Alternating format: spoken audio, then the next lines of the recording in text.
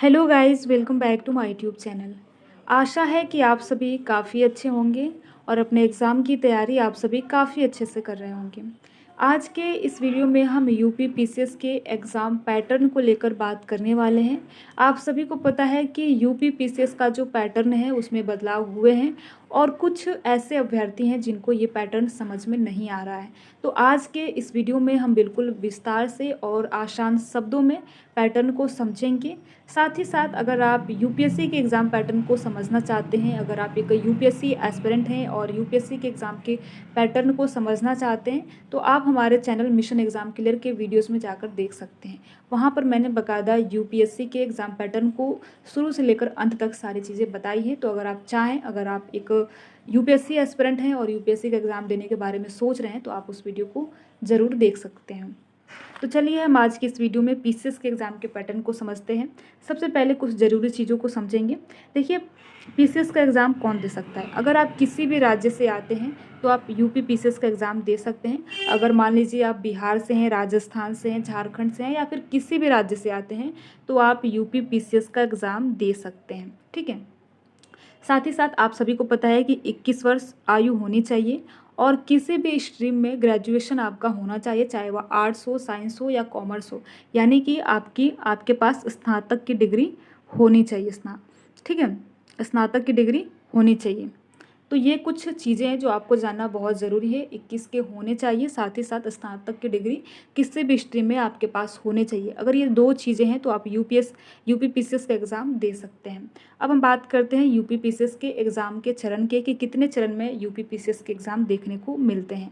तो आप यहाँ पर देख सकते हैं, ये यूपी पीसीएस का एग्ज़ाम पैटर्न है और 3 चरण में एग्ज़ाम होते हैं। यानी कि पहला होता है प्रारंभिक परीक्षा, जिसे प्रीलिम्स या पीटी कहा जाता है। दूसरा होता है मुख्य परीक्षा और तीसरा होता है साक्षात्कार। तो जब आप प्री पास करते हैं तो आपको मुख्य परीक्षा देने का अवसर मिलता है। जब आप मुख्य परीक्षा पास करते हैं तो आपको साक्षात्कार में, जिसे इंटरव्यू या पर्सनालिटी टेस्ट कहा जाता है, उसमें जाने का मौका मिलता है। तो यहाँ तक उम्मीद है कि आपको समझ में आया होगा कि पीसीएस में 3 चरण में एग्ज़ाम होता है।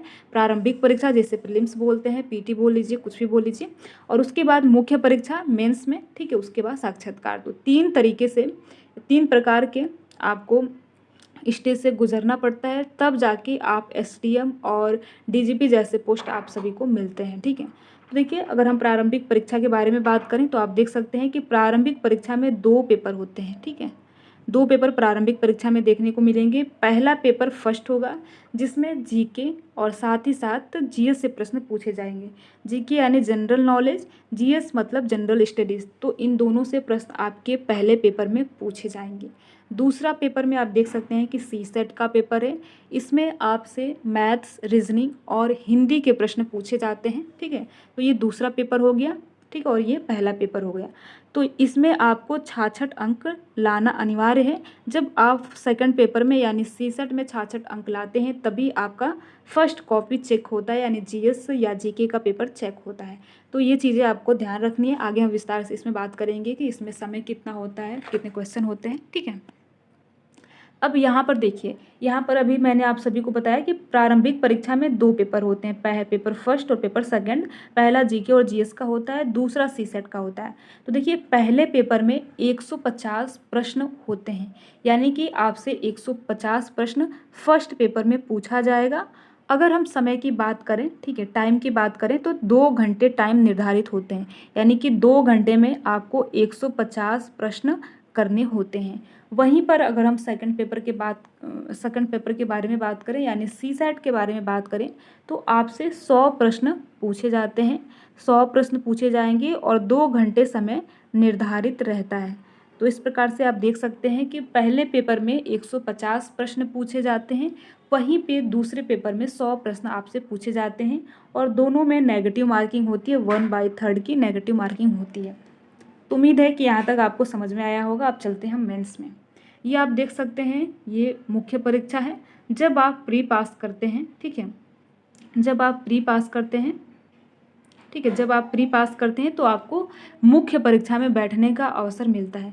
तो यहाँ पर एक चीज़ आपको और ध्यान रखनी है, ये जो फर्स्ट पेपर है इससे आपका कट ऑफ बनता है। ठीक है, इससे कट ऑफ बनता है और ये केवल व केवल क्वालिफाइंग पेपर है, यानी सीसेट में केवल आपको 66 अंक लाने हैं, वहीं पे सेकंड पेपर से ही आपका कट ऑफ बनता है। ठीक है, अब हम मुख्य परीक्षा की ओर बात करते हैं। तो यहाँ पर आप मुख्य परीक्षा में देख सकते हैं, पहला पेपर होता है हिंदी, दूसरा होता है निबंध या ऐसे, ठीक है, और 4 जीएस के पेपर होते हैं और इसी के साथ साथ 2 यूपी स्पेशल के पेपर होते हैं। तो आप यहाँ पर देख सकते हैं। तो इस प्रकार से मुख्य परीक्षा में कुल 8 पेपर आपको लिखने होते हैं। आपको ध्यान देना है कि ये लिखने वाला पेपर है, ठीक है। और वहीं प्री क्या है, प्री बहुविकल्पीय जैसे प्रश्न पूछे जाते हैं और उसमें फैक्चुअल प्रश्न आपसे पूछे जाते हैं जो आपको पक्का पता होंगे तो आप कर पाएंगे। तो इस तरीके से पहला प्री जो होता है वो आपका बहुविकल्पीय होता है, लेकिन जो मेंस होता है वो लिखने वाला होता है, यानी ये जो 8 पेपर हैं यहाँ पर आपको लिखने होंगे। ठीक है, ये 8 पेपर में आपको लिखने होंगे। ठीक है, यहाँ तक आपको समझ में आया होगा। आगे चलते हैं। देखिए, अगर हम यहाँ पर बात करें हिंदी में, तो आप यहाँ पर हिंदी में 150 अंक के होते हैं, ऐसे भी 150 अंक का होता है, यानी निबंध। तो ऐसे और निबंध जो होता है 150 अंक का होता है, और ये 4 जीएस, ठीक है, और इसी के साथ साथ ये जो 2 जीएस है यूपी स्पेशल का, ये 200 अंक के होते हैं। ठीक है, तो इस प्रकार से ये जो 6 पेपर हो गए ये 200 अंक के होते हैं, और ये 2 पेपर जो होते हैं 150 अंक के होते हैं। बाद में हम समझेंगे क्या चीज़ें चेंज हुई है, पहले आप इतना समझिए।